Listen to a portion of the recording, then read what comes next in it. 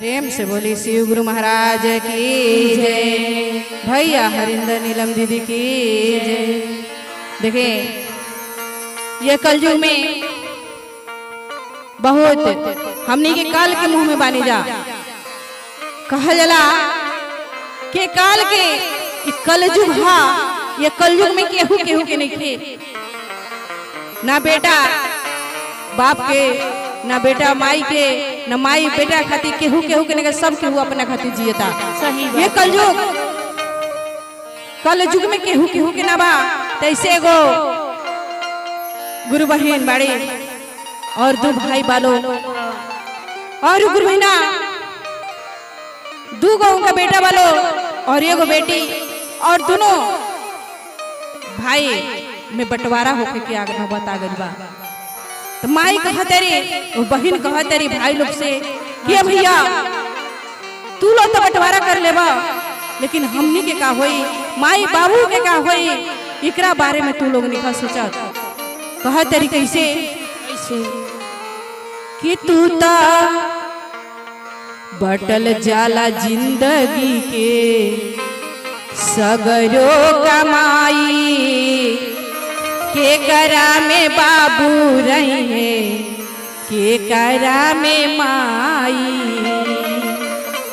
कहतरी कि भैया तू लोग तो बंटवारा कर लेबा लेकिन ये तू लोग सोचना कि माई बाबू केकरा में रही और एगो हम पानी तो कहाँ रहे केकरा लगे आए जाए पूछा तरी और कहतरी कि बटल जाला जिंदगी के सगरो कमाई के करा में बाबू रही है के करा में माई।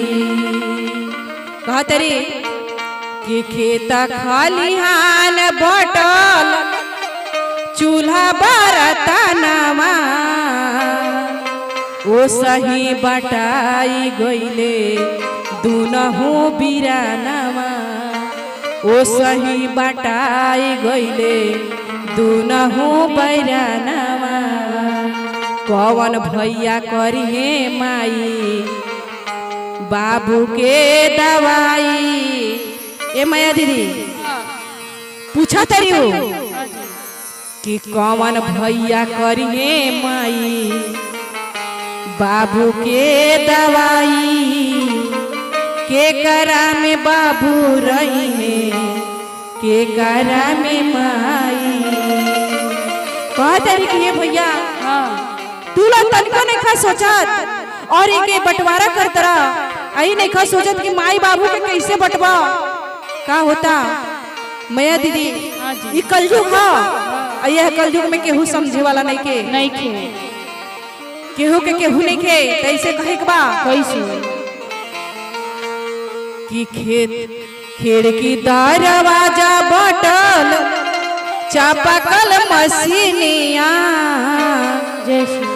ओ सही बटाई जाई एक ही बहिनिया ओ सही बटाई जाई एक ही बहिनिया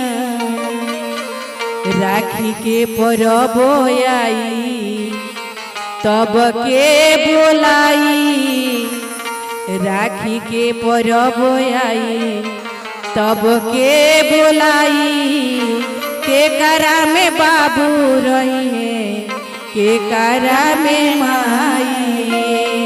कह तरीके भैया अगर राखी के परब आई तो हम देखो कि हमारा कौन भैया बोलेंगे आ के बोलाई ऐसे हम सोचा तरी कि तू लो बंटवारा मत करा का कहतरी कैसे कि राखी के परब आई तब के बुलाई के करा में बाबू रही है के करा में माई।